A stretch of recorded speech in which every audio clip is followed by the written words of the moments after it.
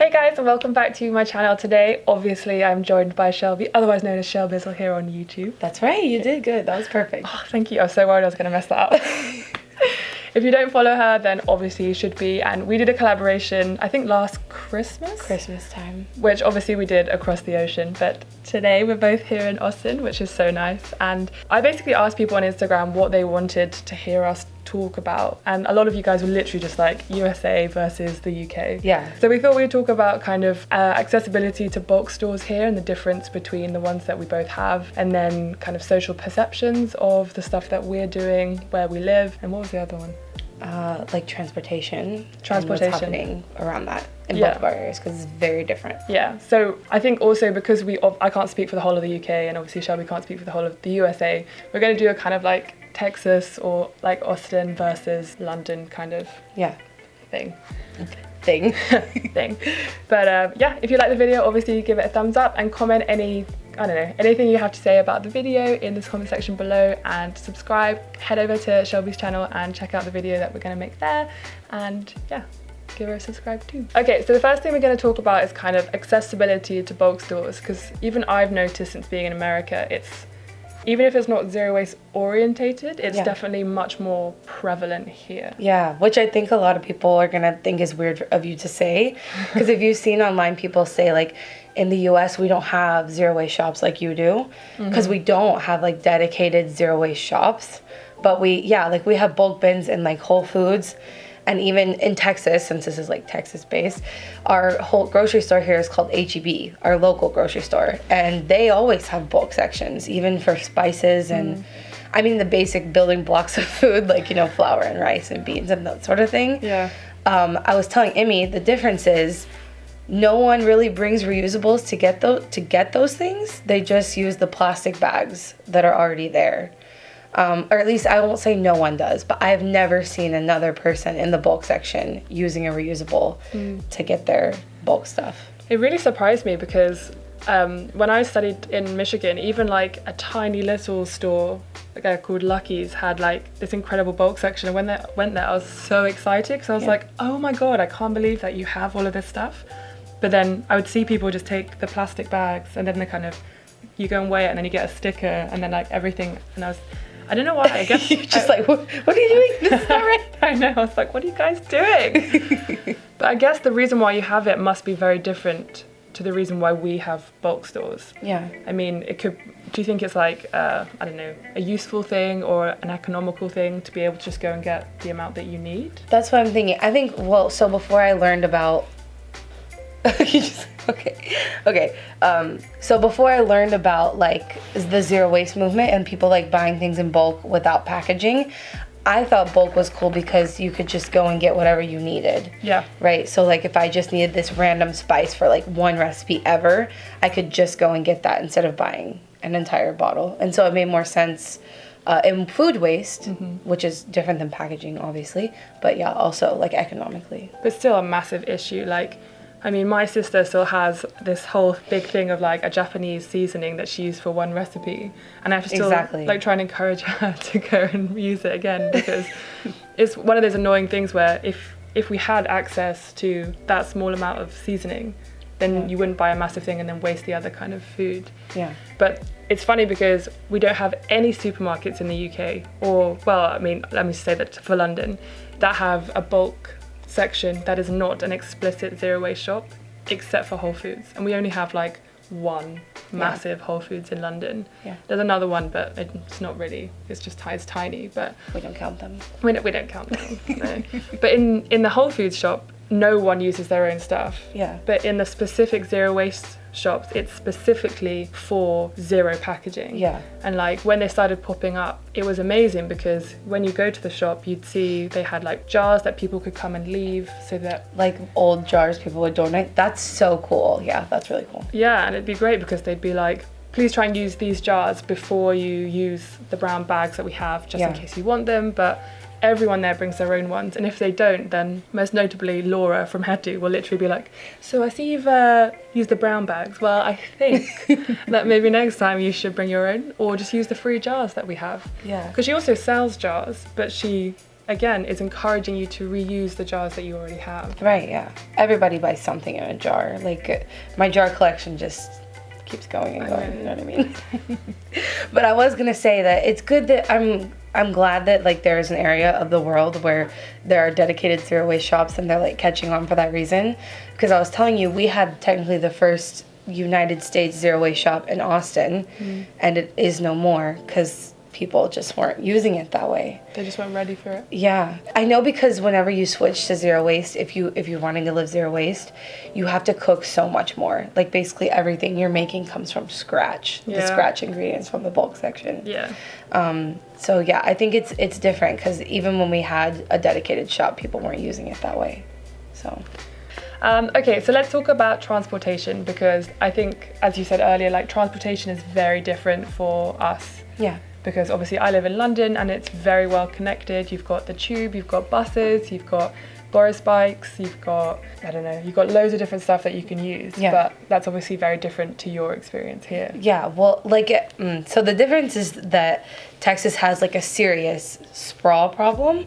So like all of those things, well, not all of those things, but a lot of those things are available if you live like downtown Austin. Yeah. Because we do have like electric scooters, bikes for rent, there are buses. We even do have a metro that just runs like straight up and down from downtown to like really far north. Yeah.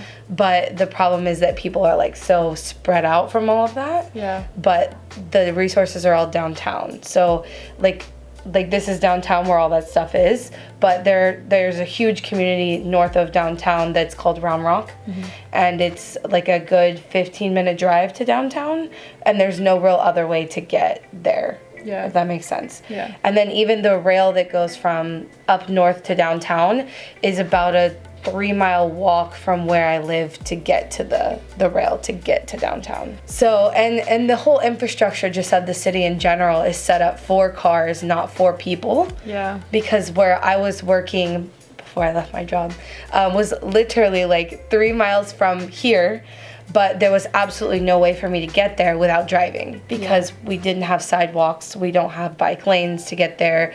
I could have taken the bus, but the only time I ever mapped it to like see if I could do that, it said it would take me 2.5 hours. It was 2 different buses, and the way the stops were for a drive that would take me 4 minutes.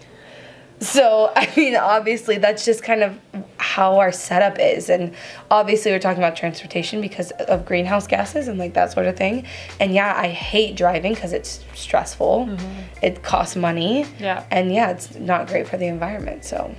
And it's hard when it's hard when you do have some accessibility to like bulk stores, but then it's kind of taken away because you don't have a car, or like you kind of have to get there by something that seems wasteful as well. Yeah, exactly. And you feel like, like I'm doing these really wonderful things that are very environmentally friendly, but then I contradict myself by doing this, but then at the same time I don't have something that's more accessible to me. Right. And like we were talking earlier also about like food deserts, because I didn't know what those were before, and talking with another person on Instagram, Jess with Less, she was talking about New York and how there are some, surprised me because obviously when I think of New York, I very, very ignorantly just think of like the city and like Brooklyn and kind of like what you have accessible there.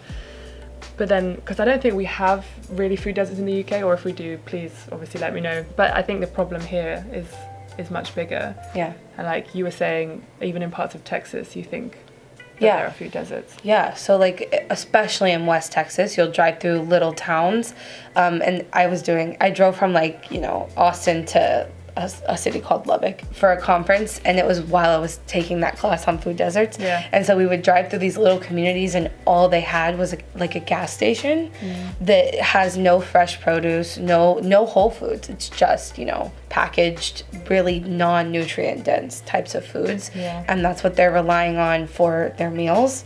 And then even the closest like larger city that would have a regular grocery store is at least an hour drive, and they have absolutely no resolutions for public transit. There's just no such thing in that area. Yeah, because like even so where my parents live in the UK, they live in the countryside. Yeah. But they have like a corner shop that's close to them, and they have to drive, but if they drive like 10 minutes up the road, then they have an abundance of like fresh food farms. Yeah. So like even though they don't live in a city and they live nearish ones, they still have accessibility to fresh produce. Yeah. So it just feels like it's a human right that you should have accessibility to absolutely. food that's healthy for you, that's inexpensive, and that's when it kind of gets to a point where you're like, we can do the best that we can as like activists online and also as just, you know, people trying to do their best. Yeah. But it's kind of, how do we put pressure on those who can affect real change in like the governments to ensure that people's basic needs are met? Because accessibility is such a big thing. Yeah. Like you can have the best intentions, but if you can't get somewhere, or if you don't have those things close to you, you don't live in a city, you live really rurally, what are you meant to do? Yeah, and I hear that all the time. And I was even on a live stream the other day and someone was telling me their closest recycling facility was a 2-hour drive. And I just, what do you tell people who want to do something, but they just cannot? So it can very much feel like you don't have any power.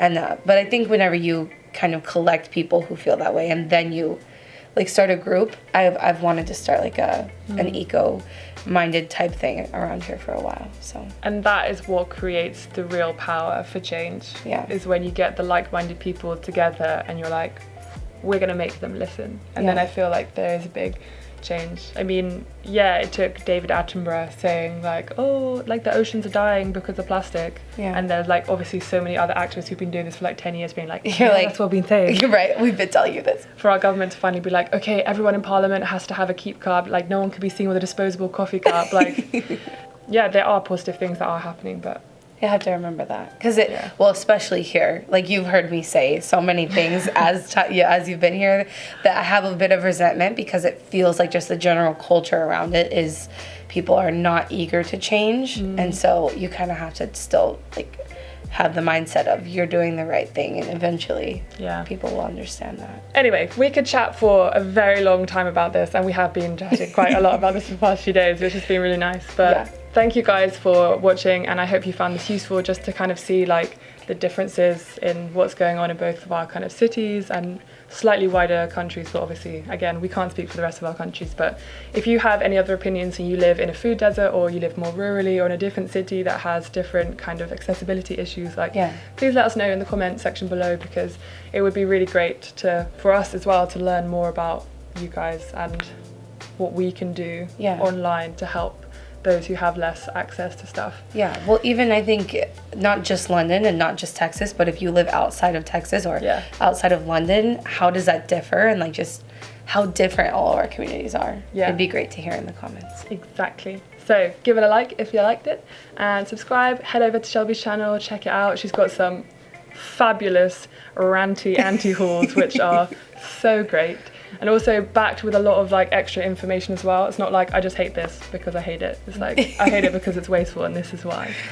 And we're gonna make a video for your channel. We'll make a whole new channel, guys, it's fine. Oh god, imagine. Anyway, enough from us. We will see you very soon. Thank you so much for watching. Bye. Oh, I forgot to say thank you to you. Okay, good, it's fine. Thanks for this one.